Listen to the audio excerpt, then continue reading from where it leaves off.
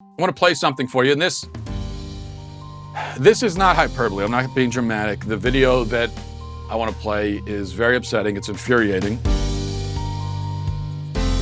And let me give you the setup first. Thanks, as always, to LifeSite News for their great work on this and for bringing it to my attention. Let me read a little bit, actually, from LifeSite News, their article on this. It says, provoking concern among both parents and students, an Illinois school district voted last week to allow gender-confused students to choose which restrooms and locker rooms reflect their gender identity. The board of District 211 voted 5-2 last Thursday evening to adopt a new policy for Palatine High School, according to the Daily Herald. It declares that students shall be treated and supported in a manner consistent with their gender identity, which shall include students having access to restrooms and locker rooms that correspond to their gender identity. The vote came at a meeting attended by nearly 500 community members after the school board rejected a proposal to let the community vote on the question in a district-wide referendum. Many of the attendees vehemently disapproved of the plan, with one video in particular starkly contrasting the benefit to trans students with the fallout for the majority. Okay, now the video referenced. What you're going to see here are two reactions to this insane vote by the psychos over at this school board. The first is a boy gloating that now he gets to change in the girls' locker room. And the second is a girl, a real, actual, biological girl, giving an honest reaction to what has transpired. And you could tell that she is hurt, she's scared, she feels betrayed, she's got tears in her eyes. I do not know how any decent person could watch the video I'm going to play for you and not feel sympathy for the girl. I really, you'll see the boy and then the girl. I don't know how you could possibly watch this and feel more sympathy for the boy than for the girl. But tell me what you think. Give this a watch. I'm really hoping they vote for it. It's definitely going to be a step forward in progress. I'm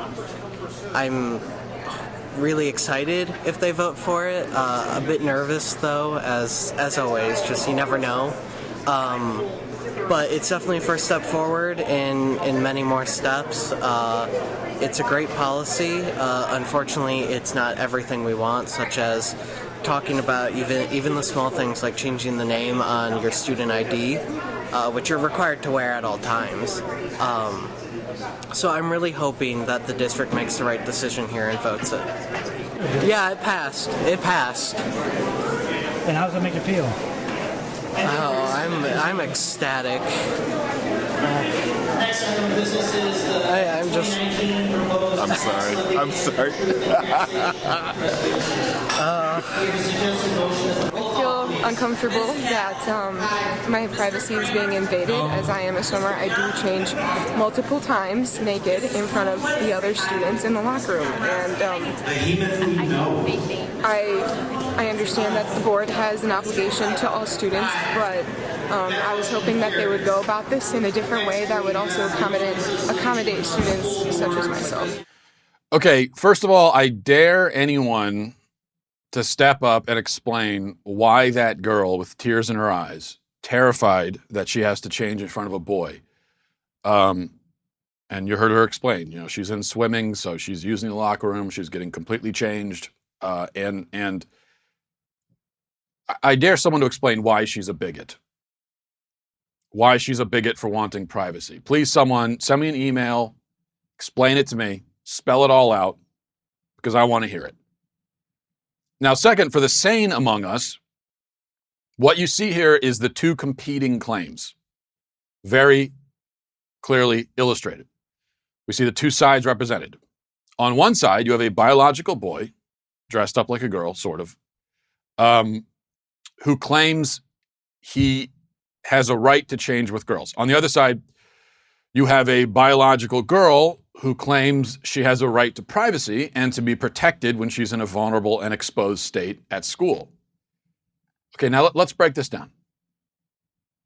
Let's say that we say to the boy, let's pretend that we're all sane and reasonable. And so we say to the boy, like we should say, you're out of luck, sorry. You're not getting what you want. You're just not getting it. That's it. Now, go change in a boy's locker room. That's where you belong. Let's say that we said that. What's the downside? What is the worst case scenario?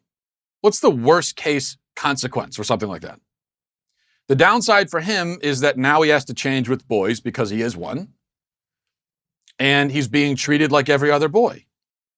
Now, that might make him uncomfortable, but it's a discomfort born from his own confusion. Okay, now, what's the downside on the other side? What's the downside to telling the girl she's out of luck? Sorry, we don't care. You have to get naked around a boy. What's the downside? Well, she's now being deprived of privacy. She has to deal with the fear and worry of having boys in the locker room with her. Her safety is in jeopardy. Her personal space and privacy is obliterated. I just don't see how any sane person could look at this situation, the two competing claims, and decide that the downside for the boy is somehow worse, somehow more severe, and in fact is so terrible that it overrides the claims of the girl.